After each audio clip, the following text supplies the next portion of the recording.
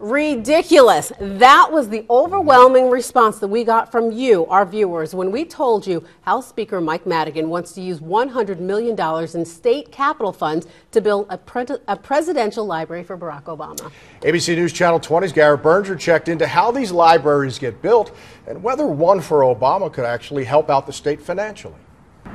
Unlike most presidential libraries, the Abraham Lincoln Presidential Library Museum that you see behind me was paid for with all public dollars. Normally, a presidential library foundation will raise money through private donations or maybe some state and local government funds to build the library. Then it turns over the operation to the federal government.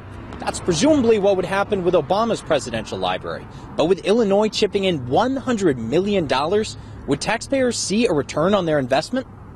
As President Obama enters his final 2 years in office, there's already talk of where his presidential library might go. Sponsoring a bill to use up to $100 million in state money to build it, it's clear where Illinois House Speaker Mike Madigan wants it. I think the Speaker believes firmly it ought to be in Illinois, and this is a way of making sure that that commitment, that hope is fulfilled. In the days since we posted the story online, many of our viewers decried spending money that could be used elsewhere. But a business expert says it's possible the library could bring quite a bit of money into Illinois. It's an investment in similar to infrastructure. Whether you like the politics of the president whose library is being represented, people will come. And stay at hotels, eat at our restaurants, inject money into the local economy. The Lincoln Presidential Library and Museum brings in its fair share of tourism dollars, with an average of about 300,000 visitors a year. A lot of the presidential libraries have very high attendance rates, particularly if they are in larger urban areas. I assume that a presidential library for President Obama would also see a lot of visitors.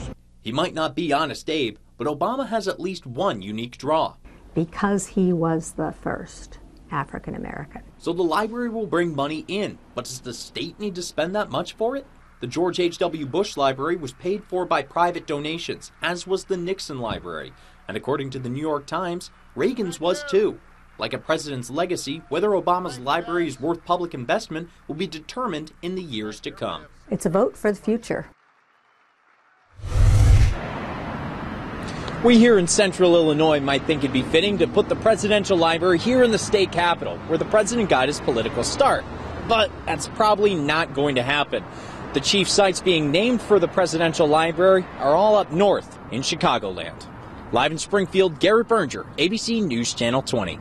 All right, Garrett, thanks very much. Now, right now, there's no money in the current capital plan for the Obama Library, but the Madigan spokesman tells us the Speaker hopes a new one can be passed sometime this spring.